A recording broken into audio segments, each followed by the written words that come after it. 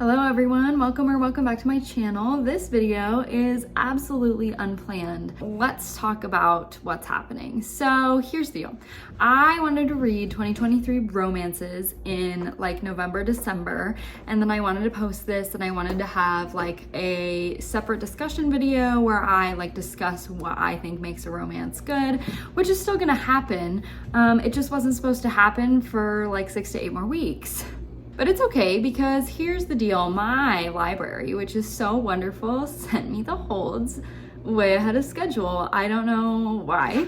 I don't know how. I had this all very strategically planned out. But here we are filming this video, and since I have been devoted to reading romances for the past week, I have not read any of my spooky books for my spooky vlogs because I had to get these done before the holds expired. So, welcome to reading romances in October. In this video, I'm reading 4 books. 1 is The Love Wager, 2 is The Honeymoon Crashers, 3 is Assistant to the Villain, and Assistant to the Villain is marketed as a romantasy, but it is less romance and more fantasy. Just an FYI. The last book is Hello Stranger by Catherine Center. Some are from authors that I've read from before and loved, some are new to me, and some are just outside of my comfort zone. I do read them in chronological order as far as like release date goes. You know, fast forward if you want to find a specific thing and listen to me talk about it. Although I will say I don't go super in depth in this video. I wasn't prepared. I wasn't ready to do this. My brain was not in the mood to even really read romance, so maybe that kind of affected my ratings throughout this video. I don't know. Regardless, please join me on this journey as we venture through all of the romantic love affairs from 2023 in this video. I tried to pick all books that have been really popular or books that are sequels to something really popular, like The Honeymoon Crashers. The Love Wager, which is the one that I read first, is about a couple who has kind of an awkward first encounter, think they're never going to see each other again, end up meeting on a dating app, and they kind of make a bet with each other that whoever finds love first gets like something that the other one has to offer. And then obviously they're falling in love as they're trying to search for other people to fall in love with. Hello Stranger is about a starving artist girly who ends up having a brain lesion. She has brain surgery to make sure that it doesn't like rupture.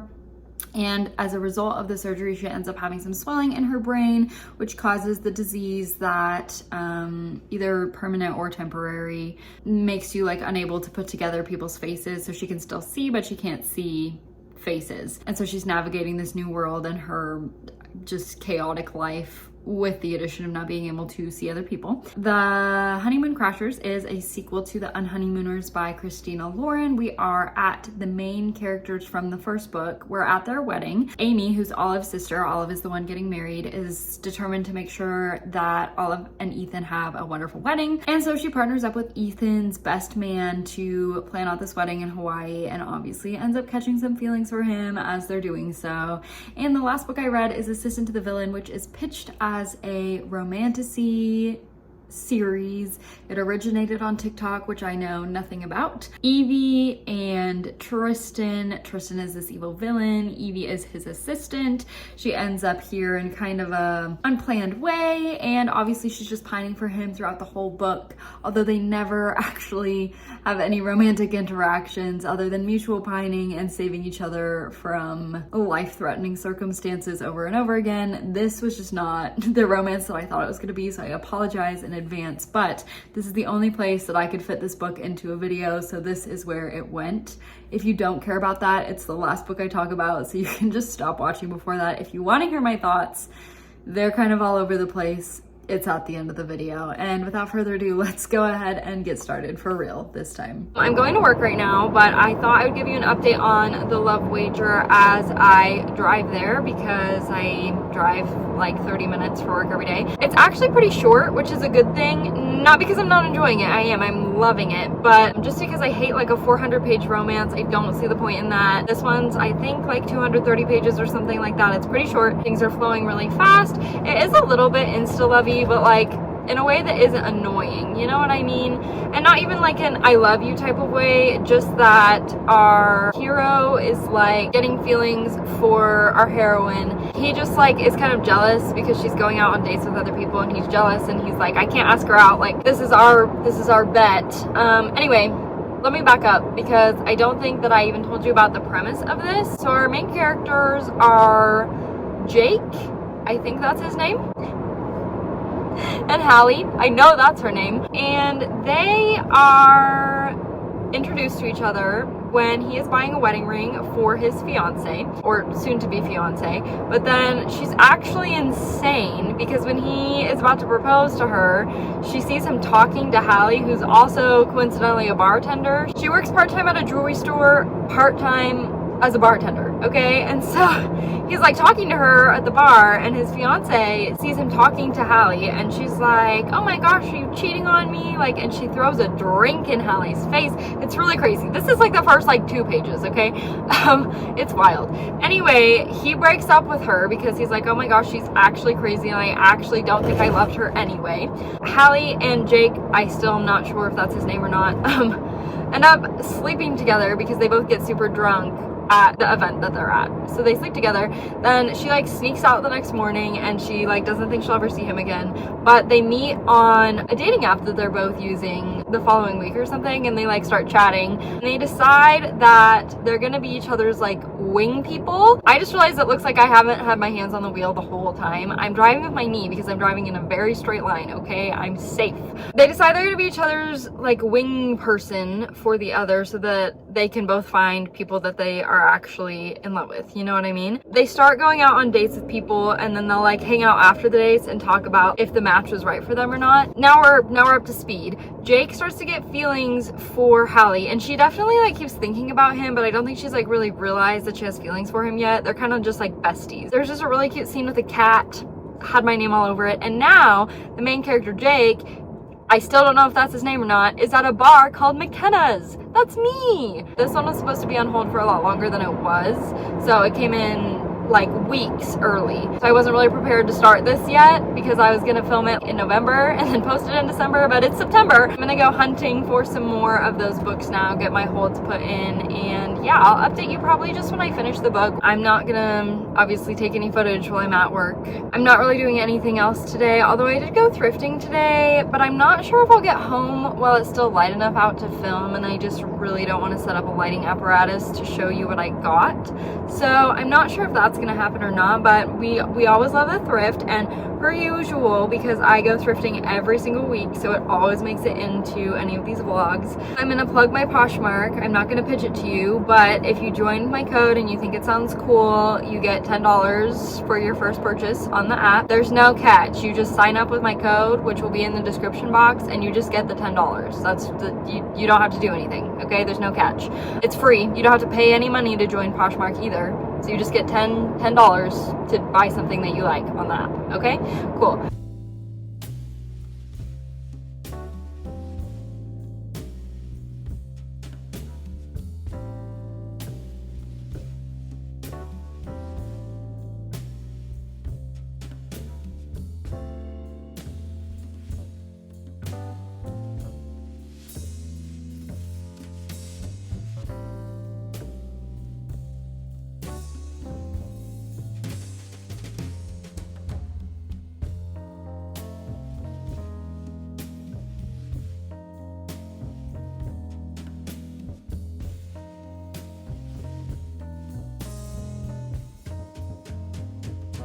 Hello everyone, it's later in the week. I actually finished The Love Wager on the same day that I started reading it, but then I just didn't update you, and now I've started reading something else, so I figured it was time to sit down and tell you my thoughts. The Love Wager was fine.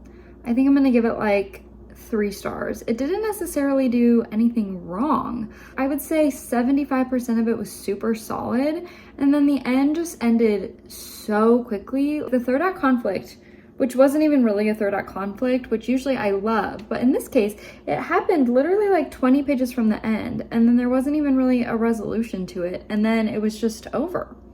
By the way, I did find out that the hero's name is Jack, not Jake, but we can move past that. I wish that there would have been more of the original situation where we got to see them like going out on dates with other people and then like coming together. I think that only happened like 2 or 3 times. Jack, not Jake, started to get feelings for her, obviously. and then they just like stopped doing that, and it was a whole thing. And I would have just liked to see more dates like not working out rather than only going on like those 2 dates and then meeting up afterwards. I just feel like that maybe could have been done a little bit differently, because I really loved that aspect. And then maybe the wedding that they went to didn't even really need to happen for the story to be good. But I get that this is a series, and I think the wedding was probably like the couple from the first book getting married, but I don't know because I didn't read the first book. Anyway, overall, it was fine. It didn't do anything wrong, but it also was just underwhelming. Like, it just, in the end, didn't do anything super special for me. So I'm gonna give it a 3, and we're gonna move on. Now I am reading Hello Stranger by Katherine Center. I will preface this by saying Katherine Center has written my favorite romance book of all time, The Bodyguard. I read it last year. Absolutely obsessed with it. So good. I even like got it for like friends for Christmas because of how much I enjoyed it. And so I was really excited to get into this one. I'm now about 40-ish% of the way through. And oh God, I almost DNF'd it about 20% of the way through. It was just so all over the place. Let's backtrack. Let me tell you what it's about. So we're following our main girlie, whose name I don't remember because why would I remember book character names? I wouldn't. Our main girlie is like a starving artist. She is #poor. She ends up like having a seizure one day on the street, and then she has to get like a brain lesion removed, and then there's swelling in her brain, which causes her to like not be able to see people's faces, okay? You know the disorder. She is healing from her surgery. She's waiting for the swelling in her brain to go down so she can start seeing faces again. She's a portrait artist, so this is kind of causing some issues for her because she actually can't work because she can't see people's faces. And then she's also like hardcore crushing on this guy who is the vet at the clinic where her dog stayed while she was getting her brain surgery. But then she's also starting to like this guy that lives in her building as well, but she actually can't see either one of them. My prediction is that they're actually going to be the same guy, and she just can't tell because she can't see their faces. The last like 2 or 3 chapters that I've read, I've actually enjoyed, but up until this point, I was seriously just like slogging through it. It is so all over the place. I just can't even keep up. It starts out, the first chapter, I was like, oh, I really like this because it's talking about how our main character has a really rough relationship with her dad. Her mom is dead, and you know, classic romance setup, and she doesn't really have a very good bond with her stepmom, and her stepsister is like super mean, and it's super all over the place. Her dad is like this rich like heart surgeon guy, and he's like, you have to have the surgery, so she has it, and then it like ruins her life. And so I just feel like the whole family aspect, her stepsister keeps coming in at random times that just seem to serve no purpose whatsoever. Super not a vibe. Our main character is also extremely annoying. She is so whiny. Well, I love when books talk about animals or like the value of pets.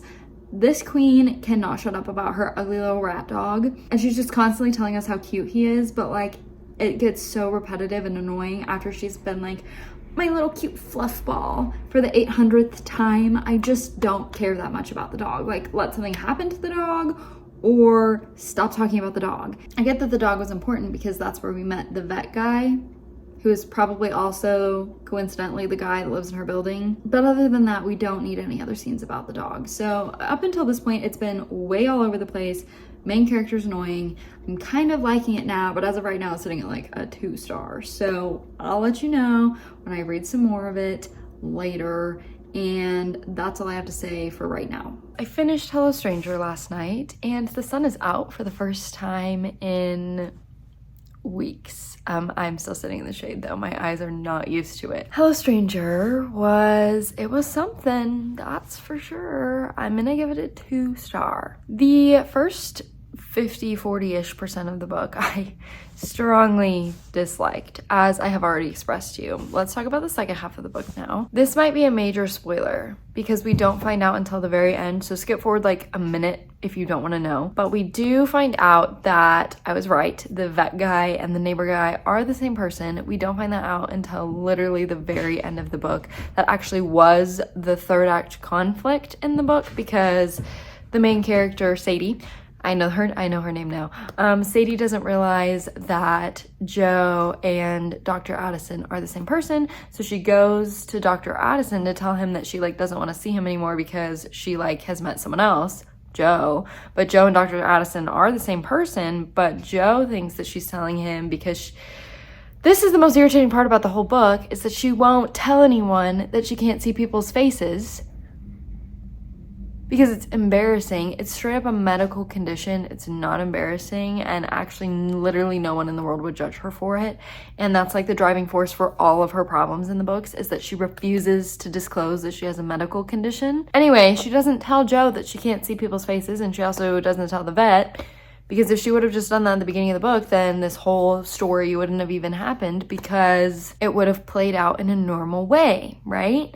So that storyline was extremely irritating to me, and I found myself the entire book being like, you stupid woman, just tell people that you can't see people's faces. It's not a big deal. You literally straight up had brain surgery. There was a complication. Like, why can't you just be honest and disclose your medical condition instead of being so dramatic and causing all of these problems for yourself and being like, why is this happening to me? Like, why does everything happen to me like this? Because you won't tell people that you're sick. I thought that if this romance was redone, but without one, the super annoying like stepsister, and two, if Sadie would have just told people that she was sick and that she was waiting for her brain swelling to go down, this could have played out as a really nice romance, okay? Because she still could have had all those moments with Joe that I really liked, and she still could have successfully fallen in love, and then at the end, the happy resolution still could have been that she starts to be able to see faces again. But that's not what happened, because she wouldn't tell anyone that she had brain surgery. Also, the whole portrait competition thing that's like making her super upset, she won't tell the panel that she can't see faces. So she just submits this really like not awesome painting, but one she's like proud of. She finds a way to work around it and it's great, whatever. But she won't tell the panel that she can't see faces. So then when she's at the thing and they're like judging her art, they're like, why does the face look like this? Who's it even supposed to be? Because obviously she can't see it, so she doesn't know what it looks like. I don't know. I just found this to be flawed in its execution. I like the premise of the story. I think if it was done in a different way that was, one, less self-pitying, two, more honest, and three, with less annoying side characters and maybe more interesting side characters, this could have been a full 5-star. But since none of those things happen in here, 2 stars. Just because I did like the romantic moments between her and Joe. I thought that those were actually well written. Now I'm gonna read the sequel to The Unhoneymooners by Christina Lauren. I believe it's called Honeymoon Crashers. I'm not sure. That came out this year in August, so it's actually a pretty recent release. I loved The Unhoneymooners. I read it, I think at the beginning of this year, honestly. It was so funny and just adorable, and so I'm excited to read this one. I believe that we're following the sister of, I think her name is Olive. I might have just made that up. I don't know. We're following the sister of the main character who went on the honeymoon that the sister was supposed to go on. The hero and the heroine from The Unhoneymooners are getting married, and the sister who got married in the first book and had the disaster wedding that led to all of the events in The Unhoneymooners is going to like make sure that the hero and the heroine have a great wedding. And I think we're kind of following her falling in love as well. Today I have to go to work per every video every day because I go to work every day, and I'm going to just do some chores around the house. I'm gonna make a to-do list kind of for what needs to get done today. We'll just kind of see where the day takes us. Please enjoy the montage that I'm sure I'm gonna put in right now.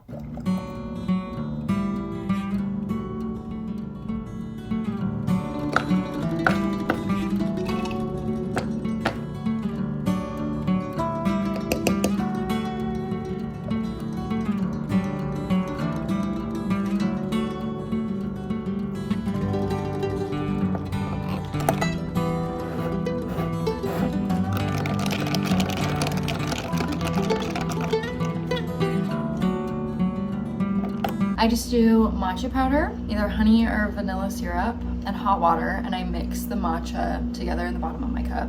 Then I add coconut milk as my favorite for matcha. I just think the flavors pair really well together, but obviously whatever milk you want.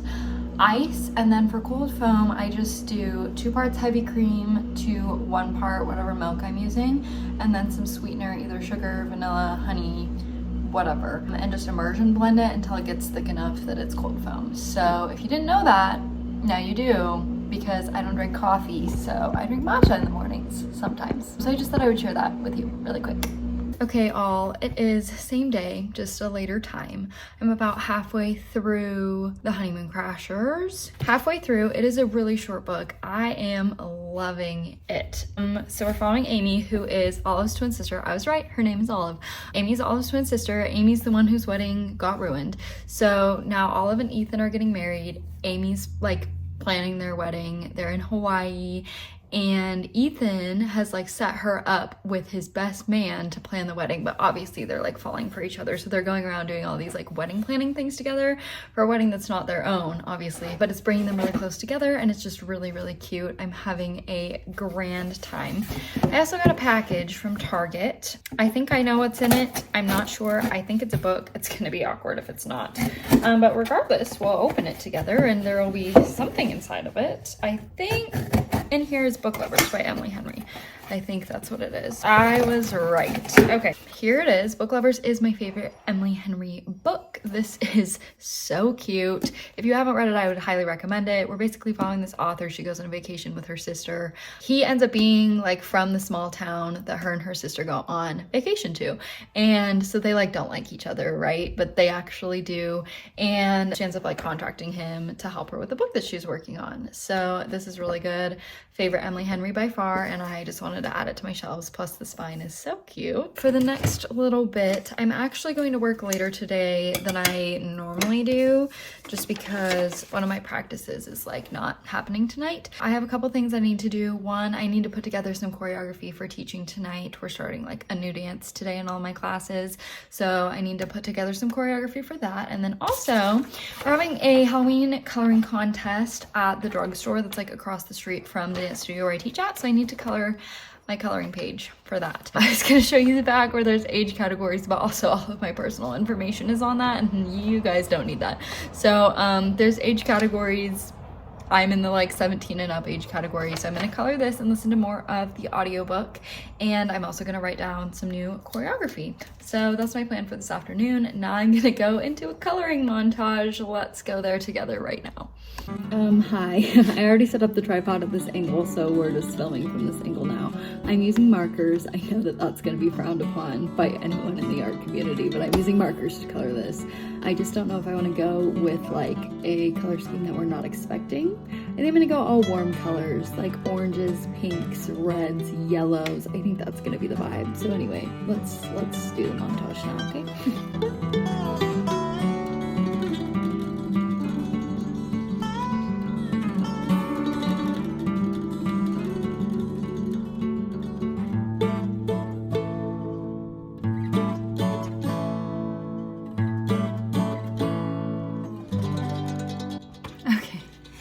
Here is the final product. I was gonna color the ground, but then I was like, no. So here it is. Hooray. I wish that there was a cat in this picture. It would have made it so much better.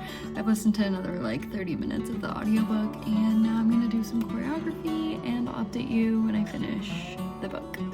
Same day, different outfit, different hair. So I just finished the Honeymoon Crashers. It was really good. I'm gonna give it a 4-star. I don't think that I actually mentioned this explicitly because I told you I was listening to it as an audiobook, but as far as my understanding goes, it's like only an audiobook, and they released it solely on audio. It has a full cast and like background noises and everything. So it was overall a really awesome listening experience. I quite enjoyed myself. I'm gonna give it 4 stars. It wasn't the most amazing romance novel I've ever read, and I have no desire to read it again in the future, but I think that it was a nice little follow-up to The Unhoneymooners. I liked the storyline between Amy and, don't tell me, nope, I don't know his name, the guy that Amy's falling in love with. I thought it was a really nice development in their relationship. It's kind of insta-lovey, and the book even like calls itself out on that fact, but I just thought it was really nice. The wedding planning was great, as I mentioned. I thought the book ended really well. The miscommunication wasn't like a huge deal like it is sometimes, which I just hate. So third act conflict I thought was handled really good, and overall it was just a nice, fun time. So I don't know what I'm reading next. I'm gonna have to consult my library. I know that something else, The Hold, is coming up on it really soon, but I don't know what it is, so I'm gonna have to double check, and then I'll just not take another clip right now because I actually have to leave for work. I'll update you once I've actually started reading whatever I'm gonna read. Okay, so I've decided that the last book I'm gonna read for this video is Assistant to the Villain. This may be a little bit off-brand for this video, but we're just gonna roll with it because it is a romance. It's a romantasy. Look at me using book community words. It's been really popular the last month or so since it just came out, and so I figured that it would be good to read this now while it's still relevant, and if I'm gonna plug it into anything, this is gonna be the place that it's gonna fit best, so we're doing it now. That said, I am about 50%-ish of the way through. So far I'm liking it, like it's not doing anything great for me. I am not a fantasy romance girly. To be honest, I'm not even really a romance girly, but I want to be one, so I've been trying to be one this year. But for the most part, fantasy romance and I are not really a vibe together. But I am liking this so far. It's just not doing anything special for me. You know what I mean? So our main character, whose name I don't know, and the villain are kind of going on this quest together to figure out who is infiltrating his villainous kingdom. So far I don't really understand why he is a villain, and I also don't really understand the layout of this world or the like royalty system. Like I just don't really know, but it's honestly not that relevant to the book because it obviously is more focused on the relationship between our two main characters. This book is trying to be really funny, and while it has made me giggle a couple of times, it's mostly just kind of cringy, but like, what did I expect when I picked this up? So far, that is a good way to put it. It is exactly what I expected it to be. When our two main characters are introduced, it happens very quickly in the book. The main character is immediately like drawn to Tristan. I do know his name. Evie. Oh my gosh, I remembered. I'm so proud of myself. Okay, so Evie meets Tristan like right off the bat. And she's immediately like, oh my gosh, he's so handsome, like kind of like an insta-lust type of thing. And obviously as she's working with him, she is starting to fall for him. And then he's kind of like under the radar, mutually pining for her, but he's not letting it show because he has to do all of these villainous things that I don't really understand the purpose behind. We're getting some reveals about his like past life and his family life, which is kind of making things make sense a little bit more, but for the most part I'm still kind of confused on why he's a villain in the first place. And then we have some fun side characters. They're not really doing a ton for me. They're not like iconic like we get in some stories, but I think that they are not annoying, so that is a win. Overall, I don't have a ton of thoughts thus far, even though I'm 50% of the way through. Other than that, it's just like something nice to listen to while I am prepping my patio for winter. We are having the last week of probably what's going to be nice fall weather before it gets cold and snows, which I assume is probably going to come sometime next week, but you'll see it in a video sooner or later, I'm sure. So anyway, I'm just going to listen to this for the rest of the day. I need to like clean out my car today. I'll probably go through the car wash as well, honestly, before those close for the next, 8 months. Spend some time on my patio with the cats, and I'm going to my mom's house for dinner. That's about all I have on the to-do list today, so I'm just gonna keep listening to this and rolling along, and I'll let you know probably when I finish, unless something really important or crazy happens that I feel the need to share with you.